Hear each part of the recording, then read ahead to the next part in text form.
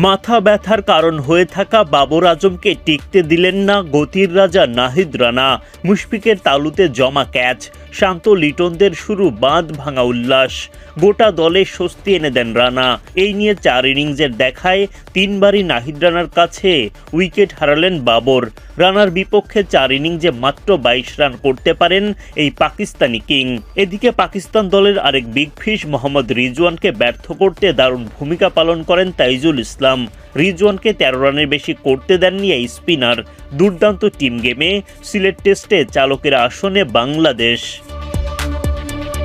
সিলেট টেস্টের প্রথম দিনে অল আউট হওয়ার আগে বাংলাদেশ করতে পারে 278 রান, যেখানে 126 রানের মহাকাব্যিক ইনিংসে বড় অবদান রাখেন লিটন দাস। টাইগাররা অল আউট হওয়ার পর প্রথম দিনের শেষ ভাগে 6 ওভার ব্যাটিং করার সুযোগ পান পাকিস্তানিরা। ওই 6 ওভারে 21 রান তুলতে পারেন সফরকারীরা। টাইগার বোলাররা অবশ্য তখন কোনো উইকেটই তুলতে পারেননি।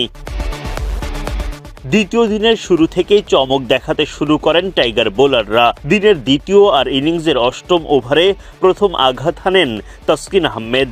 ঘন্টায় 135 কিলোমিটার গতির ডেলিভারিতে আবদুল্লাহ ফজল ভুল করে বসেন। উইকেটের পেছনে দুর্দান্ত ক্যাচ নেন লিটন দাস। পাকিস্তানি ওপেনার ফজল ফিরে যান 21 বলে 9 রান করে। পাকিস্তানের দলীয় 22 রানে প্রথম ব্রেক থ্রু পায় বাংলাদেশ। পাকিস্তানিদের দুর্গে দ্বিতীয় আঘাতটাও হানেন তাসকিন আহমেদ।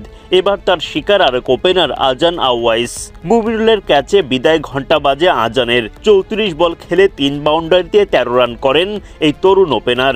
পেসার তাসকিনের জোড়া শিকারের পর মেহেদী হাসান মিরাজের স্পিন জাদু। পাকিস্তান অধিনায়ক শান মাসুদকে সাজঘরের পথ দেখান মিরাজ। ওয়ানডে মেজাজে খেলা পাক অধিনায়ক 26 বলে 2 বাউন্ডারিতে করেন 21 রান। পাকিস্তানিদের 61 রানের মধ্যে 3 উইকেট বাংলাদেশিদের দখলে। এরপর বাবর আজম ও সৌদ শাকিল গড়ে তোলেন জুটি। সেই জুটি বেশি দূর এগিয়ে যেতে দেননি মেহেদী হাসান মিরাজ। এই অলরাউন্ডার তার দ্বিতীয় উইকেট তুলে নেন। লিটনের ক্যাচে মাঠ ছাড়েন শাকিল। বাংলাদেশ পায় 4র্থ উইকেটের দেখা। পাকিস্তানের ওপর চাপ অব্যাহত রাখেন টাইগার বোলাররা। 50 পেরিয়ে বাংলাদেশকে ভয় দেখাতে শুরু করেন বাবর আজম। সেই ভয় কাটিয়ে তোলেন নাহিদ রানা। বাবরকে হাঁটতে দেননি সেঞ্চুরির দিকে। মুশফিকুর রহিমের ক্যাচে হতাশ হয়ে বিদায় নেন বাবর। শান্ত লিটনরা ফেটে পড়েন উল্লাসে। ম্যাচে যে বাংলাদেশের দাপট তখন আরও বাড়ে। তাইজুল ইসলাম বিদায় করেন 21 রান করা সালমান আলী আঘাকে। 150 রানে 6 উইকেট হারায় পাকিস্তান। উঠতে থাকে বাংলাদেশ। রিজওয়ানের উইকেট তুলে বাংলাদেশকে আরও এগিয়ে নেন তাইজুল। 174 রানের মধ্যেই পাকিস্তানের স্বীকৃত ব্যাটারদের সাজঘরে পাঠায় বাংলাদেশ। টেলেন্ডারদের দ্রুত ফিরিয়ে প্রতিপক্ষকে অল আউট করার মিশনে নামেন বোলাররা।